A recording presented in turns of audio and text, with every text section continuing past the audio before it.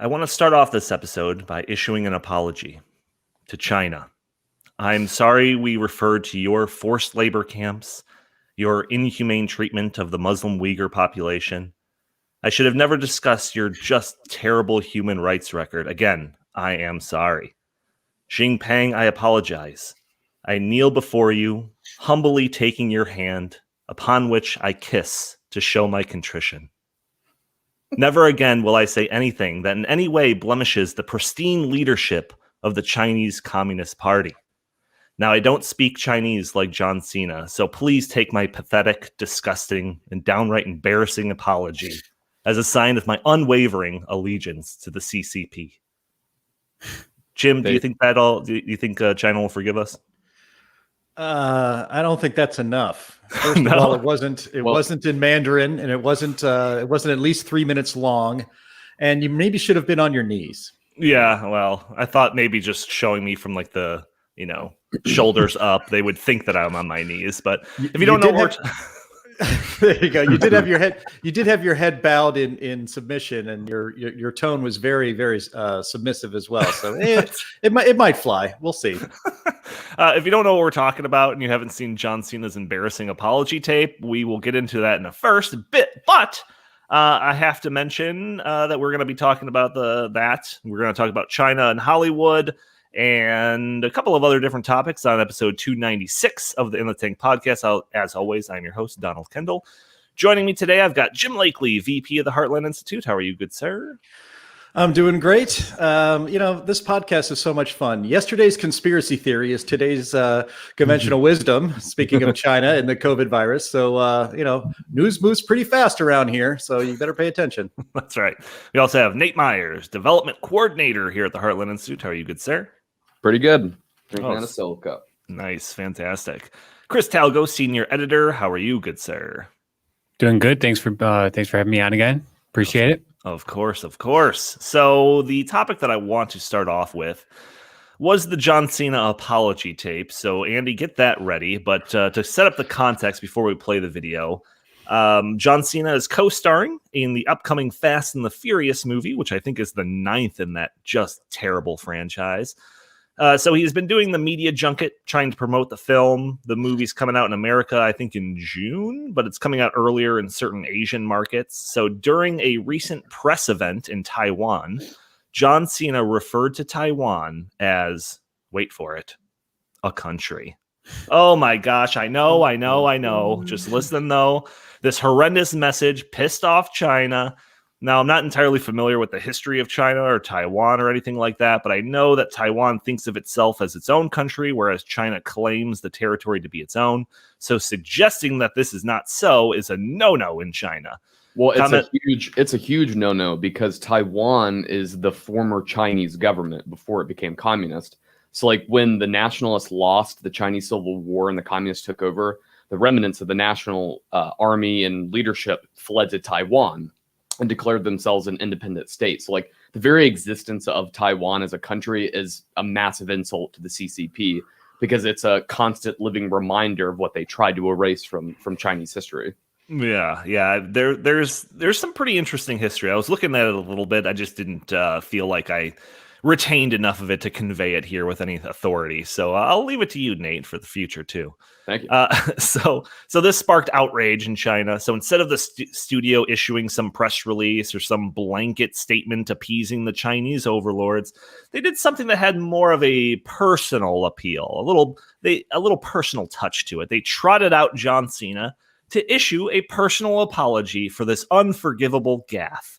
So, Andy, if you have that video, let's play it here. Now, this isn't in Chinese, but the video that we have does have subtitles. So, for our audio-only listeners, I'll read along. Hello, China. This is John Cena. There's something I have to clarify. I've done a lot of interviews for F9. In one of the interviews, I made a mistake. Everyone asked me if I could use Chinese to explain it. The F9 crew has given me a lot of information. There were a lot of interviews and information. And I made a mistake. I have to say this right now. And it's very, very, very important. I love and respect China and the Chinese people.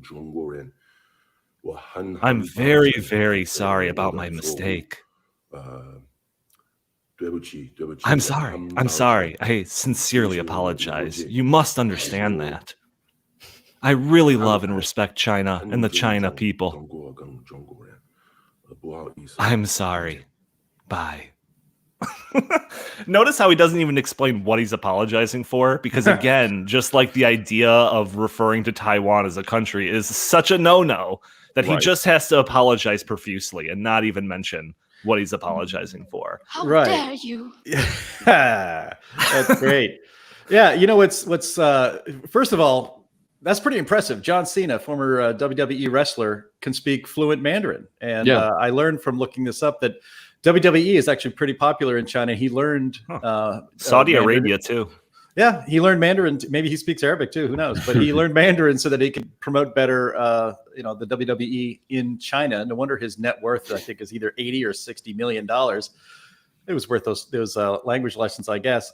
But the thing that's funny about what he said, the one word that he got wrong, and all he said was that he's very happy that Taiwan will be the first country to show F9, so Fast and Furious 9.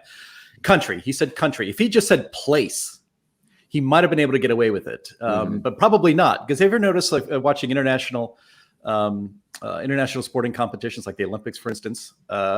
We know Taiwan as Taiwan. I mean, we've been getting products from Taiwan, made in Taiwan. Little stickers we've been getting from there since the 1980s. I mean, almost everything seemed to be made in Taiwan when I was growing up. But if he had said place, that might have gotten away with it. But if you watch the Olympics or something, they don't call it Taiwan. They call it Chinese Taipei. And it is forbidden to say the word Taiwan anywhere. I think in the Olympic Village, they would probably come and drag you away. But, it was just the one word country.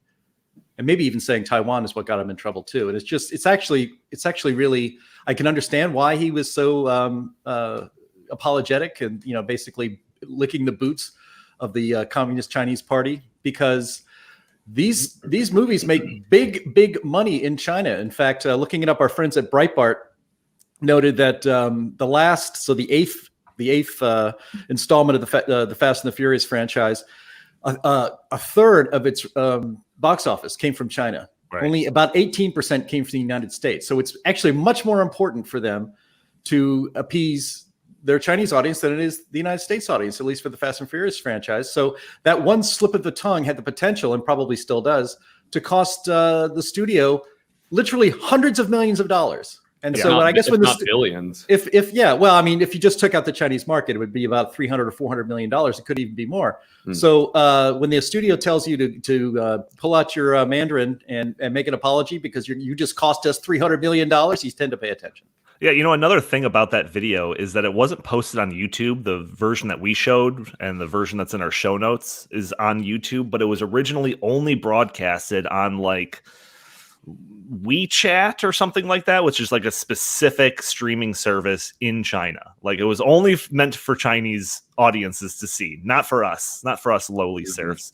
But I've talked about this on the podcast before, but I think it's kind of, it's worthy of a refresher. But Hollywood, as Jim was talking about, is desperate for China money. China has quickly become the number 2 box office in the world. And in the years of COVID, it's number 1. Hollywood needs that sweet, sweet China money if it's going to survive in a world where Western societies are afraid to go to the theaters. When a movie like Star Wars or Avengers, they have like the headlines that suggest that it made like $1.5 billion in the worldwide box office. Like sometimes 40% of that comes from China alone. So it's a humongous market, only growing too. Unlike most countries, and this is kind of where it gets into the insidiousness, because if it was just they have a big market, that would be one thing. But it's like there is an insidious nature to all of this too. So unlike most countries, China limits the amount of foreign films that it will play in its theaters. I think it kind of varies year to year, but I think it's around like 40. They only allow like 40 foreign films to be shown in their theaters every year. So these limited slots are like highly sought after from major movie studios. So to even be eligible to be released in China, these studios have to agree to like one of three options. One of them is a revenue sharing thing where China gets something like 70% of the money generated in their box office. Co-production with a Chinese studio. So this includes input on casting, writing, filming locations, etc. For example, and I remember this as I was taking notes, but remember the movie Terminator Dark Fate? That was co-produced by a Chinese studio. And one thing when I was watching that movie that really stood out to me is that they changed the name of Skynet. You know, like the big evil artificial intelligence system that wreaks havoc on the world. They changed it from Skynet to Legion.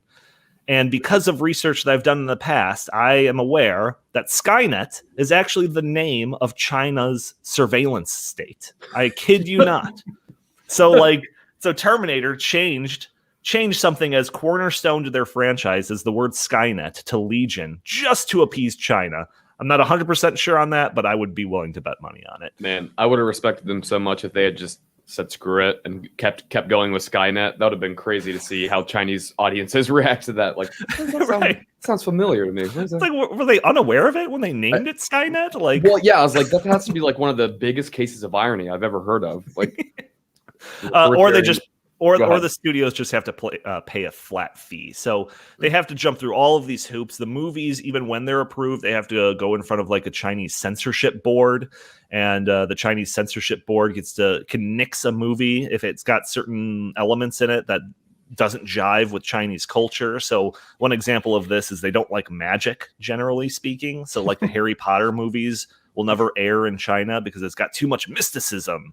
I think like somehow the Ghostbusters movie got through, even though like they're not supposed to show ghosts and stuff in Chinese movies. So there's a whole bunch of crazy stuff like that. Do you know why they're probably not supposed to show ghosts in Chinese movies? Is that a rhetorical question? You know the answer to it? No, I think actually, I'm not for sure, but I would assume it's because for a long time, China practiced animism, which is like worshiping your ancestors. So in the Communist Revolution, when they wanted to wipe their culture clean, that was probably one of the things that they targeted, because that was something that tied a lot into like Taoism and some other of the Eastern religions. Yeah, so like getting into one of these limited slots, like Jim said, is the difference between making millions of dollars, tens of millions, hundreds of millions of dollars, and potentially losing tens of millions of dollars, hundreds of millions of dollars. So that's why they're so willing to bend the knee. So these studios, in order to cater to China, they send out their stars like John Cena to apologize profusely and make a mockery of himself. Movies will start including like Chinese characters just kind of randomly, like Rogue One did that. Chinese locations are kind of ham-fisted in. There was a Transformers movie somewhat recently that like in all their promotional material was all around like the Great Wall of China and all of that. China is always painted as a good guy. So the example of that is the Red Dawn remake, where the film was originally made with China as the antagonist. And at the last minute, they delayed the movie by like a year so that they could digitally take out all of the China stuff and put in North Korea stuff. I am not kidding. You can look all this up. Similar stuff happened with the Pirates of the Caribbean. Like the fourth movie had like some like Chinese pirates, and they limited their screen time on that. There's some stories with Mission Impossible and the Looper and a whole bunch of other movies like that. And even like crazy racist stuff is carried out to appease the Chinese regime. Star Wars and Marvel like movie posters are like pretty famous examples of this. The character Finn from Star Wars, the sequel trilogy, was like a big person on like the poster in American audiences. And in China, they like limited them to like you had to like pull out your magnifying glass to see him on there. Because he's black. Because he's black. And that's, yes. Well, my favorite is the Black Panther poster, though. That one is all too telling. Like in America, it's like him with his mask off, and he's like, it's like a close up of his face. In China, it's just a picture of him with his mask on, and all you can see is his eyes. And it's like, I wonder what they were going for there. I wonder why they covered his face up. Right. And then like John Boyega, he kind of made some headlines several months ago because he was complaining about how his character in Star Wars was shortchanged. And it seemed like he was like accusing like racist movie studios trying to appease backwoods Americans in Alabama or something like that. Like, no, in reality, it was to appease the incredibly racist Chinese Communist Party. So there's a million examples of this stuff, and it gets pretty crazy when you get really deep into it. And I actually plan on doing like a deeper dive into this and how this dynamic is actually shifting the messaging and the formerly common themes, Western themes of like American individualism towards one that is far more collective and laden with themes that are more like of Eastern culture. So I do want to get into that in the future, but that's probably not something I can dive into really substantially in this episode. Well, I don't know. I think we can. I mean, Chris, maybe you want to weigh in. But I think, it used to be that Hollywood exported Western values to the world, and that was a good thing, right? I mean, the people in Russia behind the Iron Curtain, they would watch smuggled versions of Hollywood films with our heroic Western heroes. They were not allowed to watch it. It was kept from them in the totalitarian societies they lived in. And now, instead of actually advancing or promoting the idea of a pluralistic Western free society into China, we are now basically redwashing. Let's call it that. Redwashing our films to make sure that they appease the Chinese Communist Party. And one other example that I remembered, I think you didn't have on your list there, Donnie, the new Top Gun sequel is coming out. Yeah. And famously on Maverick's got all these patches on his cool leather jacket, and one of them, I believe, is of Taiwan. And they had that digitally removed and probably removed from all other scenes that they filmed for this movie, again, just to appease Chinese. So, is it a big deal that we are retconning Top Gun? No, it's a huge deal. It's a huge deal. It's kind of a big deal. Well, Jim, you make a great point, because you stated earlier, during the Cold War, American rock and roll music and American movies were sought after in a lot of the communist bloc countries because it represented freedom, and it represented that message to them. Mm-hmm. And, America was seen as this, this cultural, dominator. And now we're doing the total opposite. I don't put nearly as much blame upon the Chinese, because of course they're going to do this. They're doing this for their own power and for their own motives. I put much more of the blame on China, on Hollywood, the NBA, and all these corporations that are kowtowing to China just because they want access to that market. And when you have access to that market, it comes with strings attached. And if they're going to do that, then they are beholden to China. Well, it reminds me of I think it was Lenin, who said that the capitalist will sell us the rope that we hang them with. And it kind of goes along with like one of the major flaws of capitalism without morality, I think more specifically, is that you will set yourself up for your own demise. We'll allow ourselves to become indoctrinated with Chinese propaganda simply because it's more profitable for certain corporations in America. Yeah, you just have to think that like any major movie that's expected to make $1 billion, like they're clearly have, China in mind to make sure that they get that $1 billion. All of these movies, I guarantee you, are made with the idea of let's make sure we don't piss off China in this, right?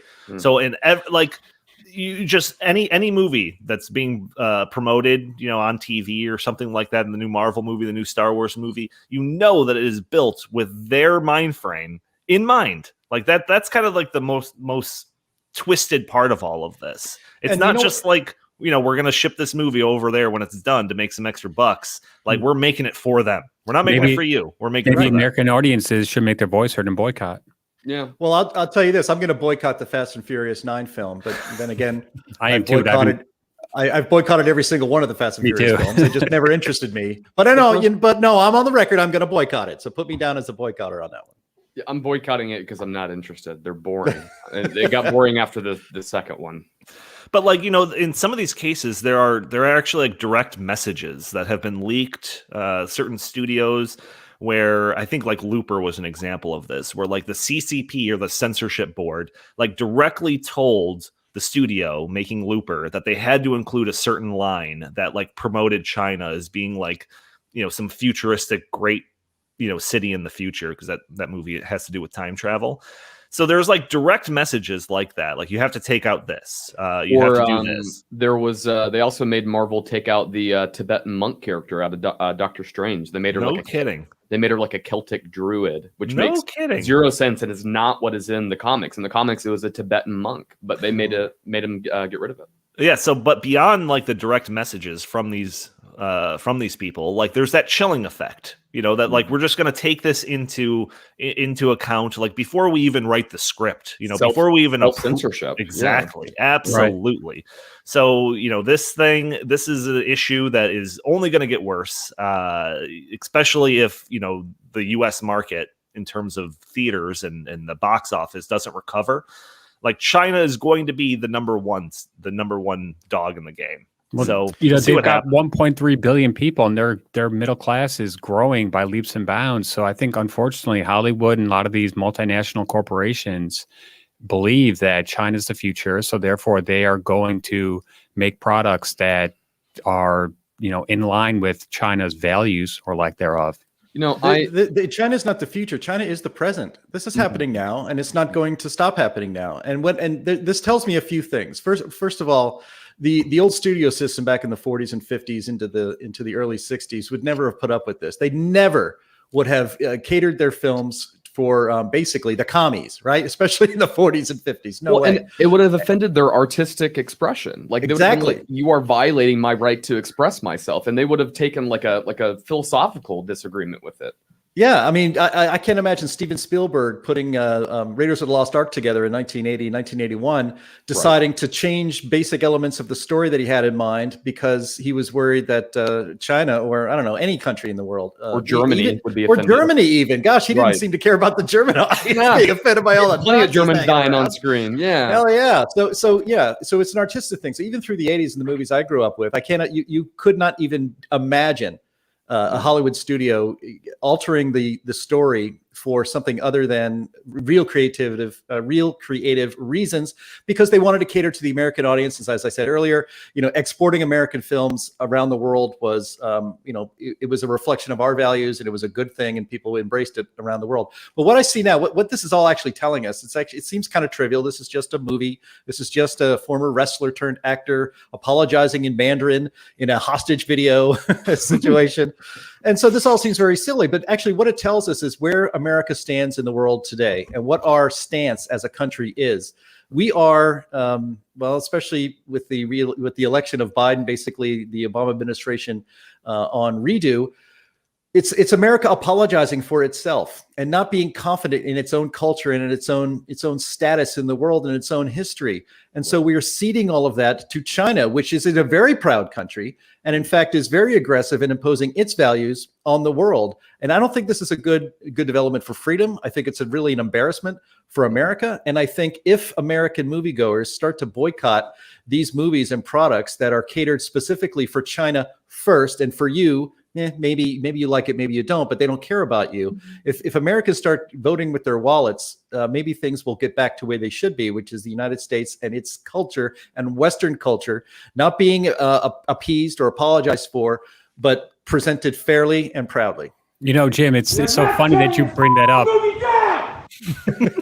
Good old Tom Cruise. Because I remember, late 80s, early 90s when the Cold War was still, happening, and you had movies like Rocky where the Americans were the good guys and the other country was actually like the bad guy, and they portrayed it like that.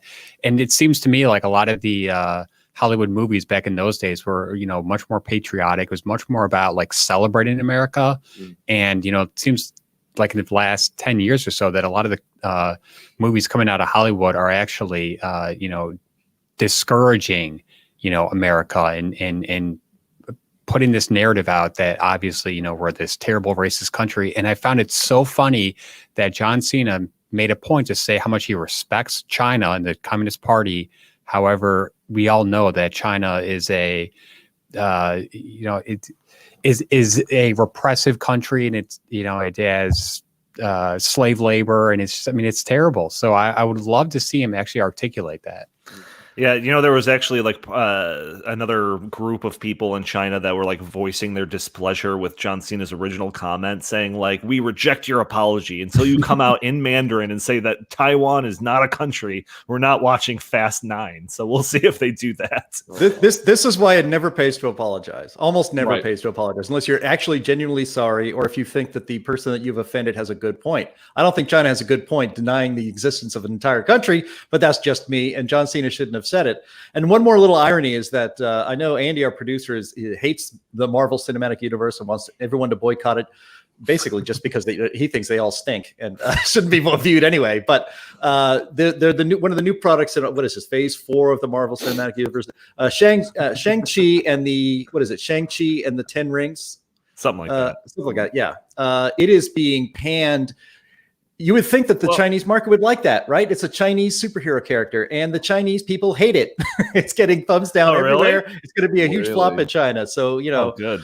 even trying to appease China and trying to do what you can to make China like you doesn't always work. But like I think the most important point that you made, Jim, was just that the difference between like how it used to be America kind of exporting their values across the globe, and now it's like we're importing China's values because we're trying to make that sweet China money. And what was that movie, Mulan? Mulan is a perfect example of this, where while that was coming out, they had the Hong Kong protests going on, and the star of the film came out in support of the Chinese Communist Party, as opposed to the Hong Kong protesters. So it's just like, if the kids and the youth that are super excited to watch that movie, and then the star of it is saying, no, in that conflict, the Chinese Communist Party are the good guys. Like that's having an effect. Absolutely. Same with the NBA and LeBron James. Well, no, and I was gonna transition right into that, because at that same time, what was it? The owner of the Rockets? No, the general manager of the Houston Rockets. General manager of the Houston Rockets. He like tweeted out some picture that was in support of like the Hong Kong protesters. I think he used the hashtag stand with Hong Kong. Yeah, something like that. And China threatened to like cut ties to some extent with the NBA. So what did the NBA do? They trotted out LeBron James to apologize for the uneducated remarks from that GM of the Rockets. I like this. This is the world that we're in right now, man. Yeah. It's absolutely crazy. The NBA stars routinely go to China for promotional work, or to round up children to work in their shoemaking factories. So it's just like and they publicly criticized Daryl Morey. That was his name. They publicly criticized him and basically tried to publicly humiliate him, because that's something that they figured the Chinese Communist Party would enjoy. Having Americans basically try to publicly humiliate somebody for just tweeting out support for freedom, people who want to protect their freedom in Hong Kong. Yeah. And that's where we are. So yeah, the NBA makes $1 billion probably, I don't know, from the Chinese market. And as you said, LeBron's James's sneakers, his Nikes, are made by basically slave labor and child labor in China, and so they can mark it up and make a much bigger profit by making them in China than the United States. And what's kind of depressing about this is that the reason all these things are taking place is that it seems the people that control our sports leagues and Hollywood and a lot of our culture know that the average American consumer will not care. They will not care that American values have been sacrificed to appease the Chinese. They just don't.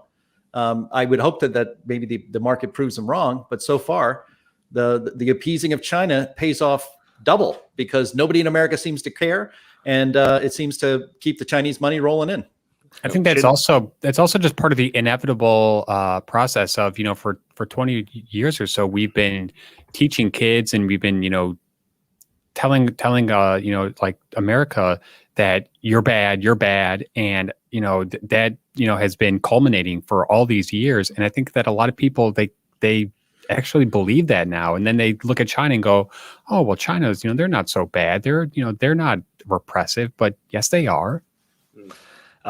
Jim, I think you just coined a great hashtag for all of these things that happen in the future. Hashtag appease the Chinese. That's something that should follow every time the NBA or Hollywood or the Democrats, every time they bend a knee to this communist regime. Hashtags that rhyme. Yep. Makes me want to move to Idaho. Yep. Hashtags that rhyme, tend to, better than those that don't. Right. So this is a topic that I find like infinitely fascinating, especially as it develops. So I'm sure that I will talk about this in the future episodes. But we should probably move on. We've got a couple of topics that I want to get to today. One that is important to the Heartland Institute is the passage of a Florida law. So we've got an article on the AmericanSpectator.org titled "Florida's New Tech Censorship Law, a Big Win for Freedom of Speech." So it starts off saying Florida Governor Ron DeSantis signing of Senate Bill 7072 on May 24th is one of the most significant public policy successes in the nation this year. Perhaps number one, in fact. The new law requires big tech companies to tell people exactly why their opinions have been censored, apply their standards consistently to all users regardless of their political and social opinions, and give due notice of changes to content moderation policies. In short, big tech bureaucrats must treat all opinions alike if they are to enjoy immunity to lawsuits in Florida. So there's a couple of reasons why this is important. One, just on its face, trying to push back against the social media censorship that we've talked about endlessly on this podcast. But B, this is a state taking this action, which is always encouraged by the Heartland Institute. So potentially this will open up the floodgates for numerous states to kind of follow suit. Jim, what do you think that this is a really good first step, or do you think this is just kind of window dressing? I think it's a really good first step. I actually had a meeting with a Heartland supporter just yesterday for lunch, and we were talking about, he was like, "Hey, what are you guys up to lately?" And I said, "Well, let me tell you about Florida and push back against big tech censorship, because it's a pretty big deal. And the Heartland Institute had a lot to do with getting this bill together and signed by the governor." But his question to me was like, "Well, it's just Florida, and this is Facebook, and this is Google, and this is Twitter. Google, I think, in fact, is the largest corporation in the history of human civilization. That or Apple, one or the other." I don't know. They're competing with the East India Company. That's true. That's true. They were the first $1 trillion company. Oh, okay. Fair enough. Thanks for always correcting me, Nate, when I'm on a roll. Where was I? You're welcome. Yep. I try. Oh yeah. But his point was like, this how can this possibly have any effect on what a global behemoth, corporate behemoth like Facebook or Google would do? And I said, well, it's probably likely that this will get run over, that the people of Florida trying to assert their rights of free speech on social media will get run over, but at least there'll be a little bump. At least Facebook and Google and Twitter and all the other social media and big tech giants don't get to do it without cost. And I think if you think about how the left basically got their victories, and they did that over time, little by little. It took decades, but now they control everything. And they did it one tiny step at a time. So this law is going to be challenged in court. This law, maybe they'll probably find a friendly federal judge on the left who will toss this law out. But you have to start somewhere. You have to make a stand somewhere, and at least let the big tech media know that if you're gonna, you're not just gonna roll free, you're gonna have to run over people, and that person starts with me. Well, and Jim, you make a good point, because really after the Cultural Revolution of the 60s, we saw exactly what you said. The left started chipping away at the culture and the institutions of power and all of that until they completely took it over. And I think it's high time libertarians, conservatives, and Republicans and free thinkers start to use their own tactics against them.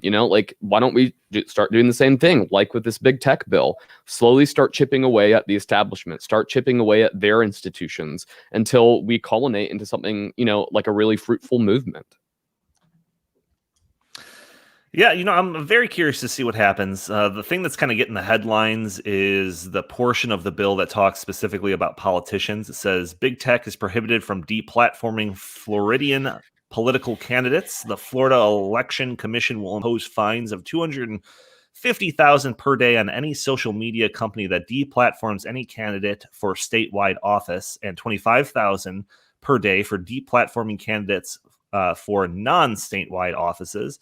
Any Floridian can block any candidate they don't want to hear from, and that is the right that belongs to each citizen.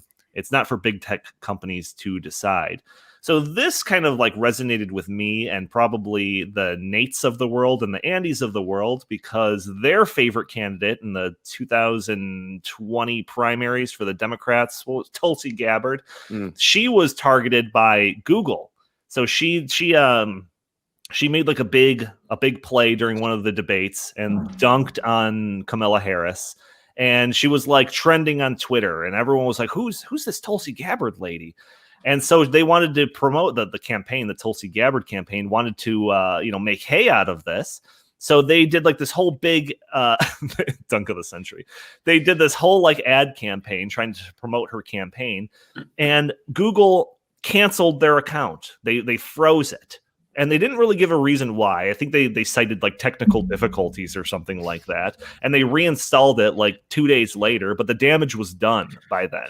So that is like, like you don't get a whole lot of time in the spotlight when it comes to an election that's got 16 people running in it. So that was like a crucial 24 hours for Tulsi Gabbard, and it was totally smashed by big tech. So that part of this bill like really kind of resonated with me after seeing what happened with Tulsi Gabbard just a year and a half ago. But but during the 2020 campaign, we saw big tech do all sorts of things to influence the election. I mean, from the Hunter Biden story to, constantly taking Donald Trump's tweets and saying that they're false or this or that. Or even more recently with all of the COVID stuff, like a year ago, if you had suggested that the virus had escaped from a Wuhan lab, you were considered a conspiracy theorist. Your page might be deleted for spreading quote unquote misinformation. And now today it's the complete reversal. Now you have the CDC saying not only is that possible, but it's probably likely. It's most likely the case that it escaped from a lab. Yet we were censoring people a year ago for that and treating them like they were social outcasts. Right, no kidding. Because the fact checkers at Facebook are like, way more on the spot than the New York Post or anything like that, in regards to the Hunter Biden story. It's ridiculous. Right. The blue-haired lesbian dance theory major is the one that I want fact checking my social media posts. That's right. Well, Chris, where were you going with that line of thought? Well, I just think that, we are entering into an era in which you've got a couple of these corporations like Twitter, Facebook, and Amazon that have such power. They have such control that they can effectively silence, anyone for any reason at any time. And that is super dangerous. This is not like, in the early 1900s when you had tons of newspapers. So if one newspaper said, we're going to, not let someone get their message out, so be it. There's still thousands more. These platforms are like the modern day public square. So when they say we're just going to completely deplatform someone because we don't agree with their political ideology, that is just so un-American, and it is just like the antithesis of what our country is about. Let me correct one thing you said, Chris. You said that they can cancel your stuff. They pull you down for any reason. No, they don't even need any reason. They need no reason at all. Yeah. I've seen some cases where it's like your content was pulled down for the following reasons, blank. So that happens. Yeah. Right. Well, we had a video flagged on this. Actually, I was telling that guy I had lunch with the other day. It's like, we have one strike on Facebook. I actually still don't even understand what that strike was about. Some kind of disinformation or some kind of thing. And we had talked about. Oh my God, I'm going to do it again. Yeah, we read a Time magazine article about a certain event that happened at a certain time in a certain month in 2020. Yeah, don't do it, says Andy. Don't say it. And all we did was read that and comment on it, and we got a flag for it. And we would have gotten a flag for talking about a certain disease of a certain origin that attacks a certain part of your body. So talking about that a year ago and telling the truth actually about it right now would have gotten your account suspended or flagged and all that stuff. And Nate, it's always been common sense that this came from a lab. It never made that made much more sense. And it used to be able to just say what you want. It dies in sunlight. The virus dies in sunlight. You don't have a natural freaking disease that spreads naturally when it dies in sunlight. What is it? Only spreading in caves? I don't know. That point has always really pissed me off because it's like you can't yeah, like how disingenuous do you have to be to say like no chance this was made in an artificial setting? It just only happens to thrive in artificial settings. Like anyways, sorry. Well, that's all right. Okay. Well, it's usually my job to go on I know. like that. Somebody Jim like channeling through me. That was amazing. Somebody mute his microphone. Somebody mute his microphone. He's taking my gig. So but this is what's really dangerous, and this is why I think a bill like what's in Florida is important. I want to actually put aside. I want to mention that I am one of those people that does not think that the perfect can be the enemy of the good. And there's two parts of this bill that I actually think are pretty dumb. Don't like them. Up to a $250,000 fine if you suppress the speech of a candidate for statewide office, and $25,000 if you suppress the speech of somebody who's running for office. I guess that's not statewide. First of all, that's kind of a two-tiered case system in which somebody running for governor gets a little better protection than somebody running for, say, school board or presumably Congress, because the Congress isn't a statewide office. So, that just seems to me dumb. This is actually not about, and never really should have been about, suppressing the speech of politicians. They're just politicians. Right. And Governor DeSantis aside, most politicians I've met in my life are extremely unimpressive people. Most of the people that are your friends and that you respect are much more impressive than your average politician. The important part of this bill is that it gives ordinary citizens of Florida redress to sue these social media companies for basically violating the terms of service that they make you adhere to. So this is kind of flipping the whole terms of service. It's like, look, I've agreed to all of this. You can't just arbitrarily decide that this word or talking about this subject is somehow a violation of terms of service, because it's not spelled out that way. And you are suppressing me. You are violating the terms of service and maybe even violating the law. And so what's important is that the citizen of Florida now has some sort of redress and a way to fight back against these, social media behemoths of which there is never any redress. You would appeal and say, come on, give me my account back. And they'll say, okay, jump through this hoop or do this thing, or they won't even answer you. And then suddenly 3 weeks later, your account's back on, and then they say, all right, keep being our product that we sell to other people. It's this insidious, awful relationship that people have with the big tech companies that have all of the power. And so this gives some of the power back to the people. And I think on the whole, that's a good thing. It'll be challenged, but forget about the politicians part. It's about letting the people have power. And then second, this whole idea of disinformation or misinformation, this in this country, in a free country with free speech, you just say what you want and people will figure it out on their own. We are being treated like children, like morons by the big tech companies. And so, a handful of lefties who are sitting in an office somewhere in Silicon Valley get to decide that talking about the idea or the possibility that COVID-19 came out of a Wuhan lab where they were working on that very virus, to just say that a year ago gets your account banned, and it's called disinformation by know-nothing, lefty bureaucrats in the corporate sector. They get to define what misinformation is. Yeah. Not science, not the people, not the people don't get to vote with their likes or whatever. No. They have this arbitrary, enormous power, and especially when it comes to free speech and especially when it comes to elections. And that structure needs to be undermined, if not completely destroyed. The sooner the better. Now, there's strike two. Oh, damn it. Now, speaking of destroyed, there goes our channel.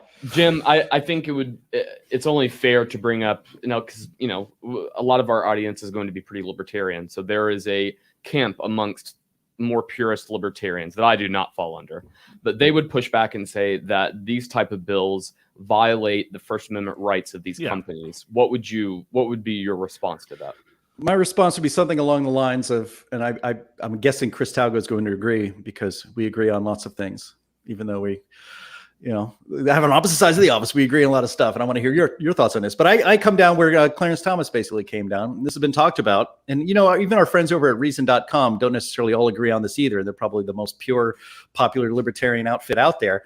But it's that Justice Thomas said that it's time to treat these big tech social media behemoths as common carriers, that they have no more of a right to cut off your communications as, say, the phone company does by listening in and not liking what you say or thinking you're spreading disinformation or rumors or conspiracy theories. So we're going to cut off your phone. Well, they can't do that because they're common carriers. And I think these big tech behemoths need to be treated the same way. I think if they behave themselves, if they were true to American principles of free speech, none of this would be necessary. But they've spent their entire existence since an orange man got accidentally elected president 4 years ago, to dedicate it to controlling all speech to prevent political outcomes they don't like. Period. That is why this is all happening. Well, and I think people at Reason and the tech companies as well, they want to have their cake and eat it too. They want to be treated like an individual and have First Amendment protections, but they also don't want to be put under the same licensing laws and liability laws that a publisher would have to agree to. So like they want the best of both worlds, and that just you can't be both. You are either a platform or you are either a publisher. Well, I remember a couple of years ago at our benefit dinner, we had Judge Andrew Napolitano, and he made a case from the libertarian perspective that we should not regulate big tech. And I disagreed with him then, and I disagree with him way more now, because first of all, these companies are not operating in a free market environment. They're operating in a totally cronyist environment in which Section 230 and just all sorts of stuff is being given to them to allow them to be monopolies. So the free market argument, the libertarian argument, I think you can just throw that out the window, because these companies are not operating in a free market. Right. Yeah, I was actually, I'm glad that you kind of brought all that up, Nate, because a lot of the articles that I was reading in preparation for this podcast kept bringing up the idea that like this regulation is making these free and private companies to like they're being forced to promote these candidates in one way or another. And it's just like, nope, there's a huge difference between a platform and a publisher. And we've talked about that on this podcast a million times. Well, and like, so if you want a more in-depth discussion about the difference between a publisher and an open platform and all that, you can go back to some of our old episodes. Maybe I'll find a really good one and put it in the show notes here. Go ahead, Nate. Oh, I was going to say the very fact that they are admitting that like they are violating that like they're claiming like we're violating their rights is like, or like you're forcing them to support a candidate. Like you're admitting that they're acting like a publisher. You're by admitting that like, hey, you're forcing them to like support this candidate by making them leave it up. Like you're admitting they're acting like a publisher, that they have the intent to be a publisher. Otherwise, like you say, if you were a phone company, they wouldn't care, because it's like, oh, we just provide a platform for people to use. Like we don't really care who uses it. But like the very fact that you're admitting that they have an intention proves that they are a publisher. Yeah. So there's another article that I have here that kind of just gives some some cons to this thing. If you were interested, you can see it in the show notes. But one of the things that I had seen in this article and a couple of others is that there's this like they're painting this like insidious carve out of this law that says there's like this very narrow carve out for companies that own or run a theme park in the state. And that's like specifically like Disney and Comcast, which owns Disney World and Universal Studios. And some lawmaker in Florida said that the carve out was to ensure that Disney Plus wasn't, quote, caught up in all of this. So on its face, I don't like carve outs of any type. The law should be across the board, evenly distributed to everybody. But like Disney Plus is not, nor ever claimed to be a platform. So I don't really get the outrage. Maybe I'm missing something here. Nor are they censoring my free speech. Right. Like I don't get to post anything on Disney Plus. Yeah. Like, I can't post my own Mandalorian episodes. One day it doesn't work. Yeah. Like, and you can go to Disney World and, stand in the middle of the theme park and scream your political opinions, and I don't think they would care. So like, as far as I'm concerned, they're not, keeping me from expressing myself. Yeah. So I don't really understand that. So I'm not too worried about like Disney getting away with something. I'm actually more concerned about like Facebook opening up Facebook World just to avoid all the headaches that are associated with this law. It'll just have like one little like carousel or something like that, and a food stand. Don't give them any ideas, Donnie. Dadgummit. Zucker World. Jim, you were going to say something? No, I mean, speaking of boycotts, I guess I'll never go to Facebook World. That sounds like a freaking hellscape. No way. Yeah, you have to put in your social security number at the gate, and they take a 3D print of your body, and they own that for the duration. And then I scan to get on the ride. I scan. That's right. Yeah, it's free. It's free, but every aspect of your life is sold to other people, to third parties, to sell you things for the rest of your life. But you get to go for free. Right. That's nice. Yeah. No, I think we're coming up with a Black Mirror episode here. But it is. Yeah. So we're living one. Jim already mentioned that this will likely be challenged in courts, so the story is not done yet. I'm sure that we'll cover it, especially if more states kind of hop on board, like I suggested is possible in the future here. So perhaps on a future episode, we'll have Cameron Schulte, who's a little bit more ear to the ground on this type of thing. Maybe we'll have him on and talk about the potential implications and the, how wide-reaching this type of law would be. Well, I mean, and just to tie a bow on it, I mean, the idea, and Nate, you mentioned it before, and Chris too, I think, the idea that a classic libertarian like Andrew Napolitano or others, think that this is not, we can't be getting, the government can't be getting in this business. I think it's too late. I mean, there's two alternatives. It's either fight back and try to get these big tech companies that have enormous power over political discourse in this country, either getting them to adhere to the terms of service that they promised us when we gave them special exemptions in the law from any liability. Either they adhere to that principle of the Wild West of the internet as we knew it until about spring of 2016. There was no problems like this. There was nothing to worry about. Everything was fine. The social media companies trusted us to use their products wisely. They trusted us to say what we wanted without having it result in some kind of horrible event like an election that the wrong person was elected to. All of this stems down from that, and none of this would be necessary. So the alternative is not to just sit there and continue to be pounded in the face by big tech. Here's this other analogy. How about the alternative is to lay there and let big tech's boot on your face for the rest of your life, for the rest of time. It's either. So I'm not accepting that result anymore. We have to fight back. It's not ideal. I wish we didn't have to do this. I wish legislation was not necessary to protect free speech on big tech, on social media, but it is. And to pretend that it isn't necessary, that somehow the market will figure this out, it's not going to work that way. You have to fight back. I am tired of laying down and taking it.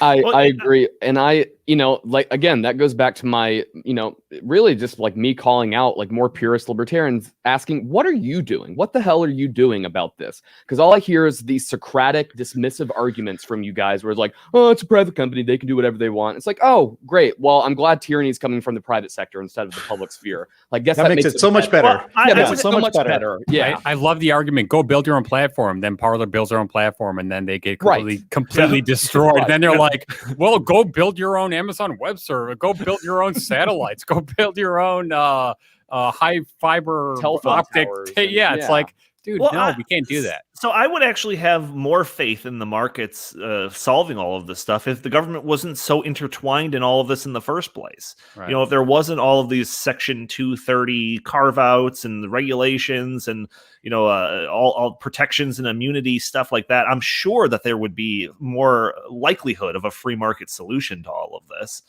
But yeah, no, it's super wrapped up. So it's like when we have such an artificial constraints on an industry like this from the government, it requires artificial fixes to some of these problems that manifest from that. So yeah.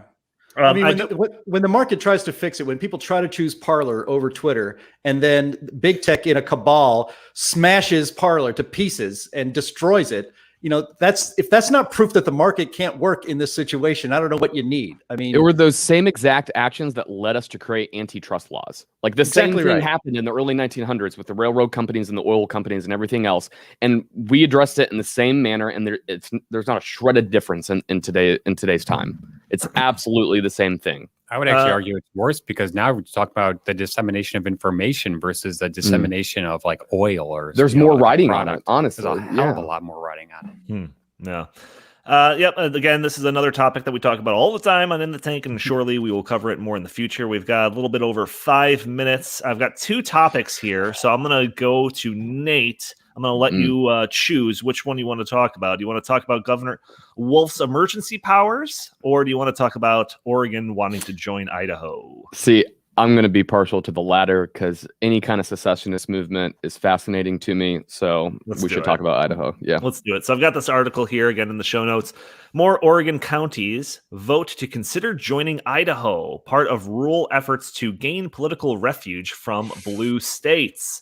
So this is actually, I think, like maybe a week and a half old story, but starts off saying 5 Eastern Oregon counties voted Tuesday in favor of considering becoming part of Idaho, Baker, Grant, Lake, Melnure, and Sherman counties joined Union and Jefferson, which voted last year to require county officials to study or promote joining Idaho. So they've got this really interesting graphic here that shows, parts of these different states, what it would look like if they joined Idaho. And like Nate, whenever I hear one of these stories about a state wanting to break up into several states, whether it's Florida or California, or even when states want to become their own country, I'm generally in favor of it. Yeah. so greater autonomy. Yeah. So go ahead, Nate. You can take first whack at the story. Sure. Yeah. I found it super fascinating because I think it highlights the real divide in America that we have today. I mean, it's frankly urban versus rural, and rural places tend to be a lot more conservative and more urban places tend to be a lot more liberal. And so for a long time, especially on the West Coast, you have millions of people who basically live without any kind of political representation because they're just absolutely dominated by the highly urbanized and high density population areas like Los Angeles, San Francisco, Seattle, other places like that. And so I think it's high time that people who live in these, they're not even that rural, but less populated counties demand more representation, more direct representation. And if they're not going to get it from, in the states that they are currently living in, I think they have the absolute right to vote to join another state. And frankly, it even kind of annoys me that they have to get the approval of the federal Congress and the state Congresses. I think if the counties vote to join another state, that should be the end of it. They've decided, and really everything else should just be a formality. Jim, do you think that it should be that lax, where any county can just kind of have a majority vote, and then boom, we're part of Wisconsin now? Yeah, well, I go back and forth on that a lot, living very close to the Wisconsin border. So no, I mean, I think it would make more sense to have some rules in place. Like once you make this decision, you can't revisit this issue for 100 years or something, to make sure that, people aren't just flipping every decade into one state or another. But I find it funny that, the left and the Democrats have insisting that Washington, D.C., the District of Columbia, which is very, very small and is just a city and most of it is federal land, should be its own state with 2 senators and all of that. And Puerto Rico should be coming in, and it should also be a state because they need representation. It's like, okay, well, the people of Eastern Oregon and and Eastern Washington, for that matter, don't feel like they're getting any representation in their state capitals, which are on the coast, which are dominated by liberals, it's dominated by urban thinkers, and they want to join a more rural state like Idaho so that they have what they feel is more in line with their values. Then there should be no problem with that. It would be really cool for Idaho to have its own coastline. Apparently, they have the southern part of Oregon. They get a seaport, which would be pretty cool. Part of Northern California too. That's right. And so, look, I live in Northern Illinois. I do not live in Cook County. Cook County is where Chicago is. Whatever Cook County wants is what the entire state has to put up with. There are people in Illinois is a very large state. People don't think of it that way, but it's very, very long. It borders Kentucky, for instance, all the way down in the southern end. And the people that live in Southern Illinois have nothing in common, almost nothing in common with anybody who lives in the greater Chicago area. Yet the Chicago dominates the entire state, and everybody in the state has to do exactly what the people in Chicago want. And Chicago is a very leftist city. So, the idea of breaking up some of these states, or even letting, there you go. There's the map, as we're seeing on the video, of how the state is voted. Very, very deep red down there in Southern Illinois and Western Illinois, for that matter. But, why not break up some of these states? Wait, Jim, that's not actually a voting map. Pull that back up, Andy. That's just like a corruption map. It just kind of also looks like that. True. But, but some of these, like New York State is the exact same way. People who live in Buffalo and Rochester and Olean, New York, have nothing in common with people who live in Brooklyn. Yet it's the high density urban centers that dictate everything for everybody in the state. Some of our states are frankly too big. And so I think it would not be a bad thing, and it would probably bring a lot more political peace to this country if we were able to kind of reorganize ourselves on our values, instead of just where arbitrary borders were drawn between 200 and 100 years ago. Yeah. Chris, I'll give you the final whack at this story. Are you in agreement here, or are you going to actually be the dissenter? No. They should stay Oregon. I think I'm going to be the dissenter, here's here's why. First of all, I think that would open up a Pandora's box where you could have California say, well, we want to become 20 different states. I mean, who knows what kind of like craziness this could, expose. But I'm a firm believer of if you don't like Oregon, then go move to Idaho. If you don't like Illinois, go move to Indiana, go move to Wisconsin. I think that that's a much better way to do it. I totally agree that we're becoming way more bifurcated between urban and rural. However, that I don't think that's strictly a West Coast thing. I think, as Jim showed, that's New York, that's Atlanta versus the rest of Georgia. I mean, that's common throughout the country. So I don't think you can just say we're going to like carve out, certain rural places so that they can have their own, their own state. Well, no, that's an interesting point, and I'm going to leave it at that. I'll give you the last word on this story here, but the people that are watching, listening, put your comments below. Let us know if you agree with Chris or if you're right. So we're just going to end the episode here. Thank you all for joining us for this episode of the In the Tank podcast. Join us every Friday if you're an audio listener, every Thursday if you're cool and watch us on YouTube. If you'd like, you can follow us on. Actually, don't follow us on Twitter. There's no point to it. Just send us your comments, suggestions to the podcast by emailing us at inthetankpodcast@gmail.com. Subscribe to us on YouTube if you want to follow us. That'd be the better way to get our content. Jim Likely, where can the fine people find you? At Jay Lakely on Twitter, at Heartland Inst on Twitter, and always visit heartland.org. Chris Talgo and Nate Myers, you guys don't really have a social media presence, so just say goodbye to the good people. Goodbye. Stay off social media, like me. Live long and prosper. All right, thank you all for joining us. We will talk to you next week. Basket of deplorables.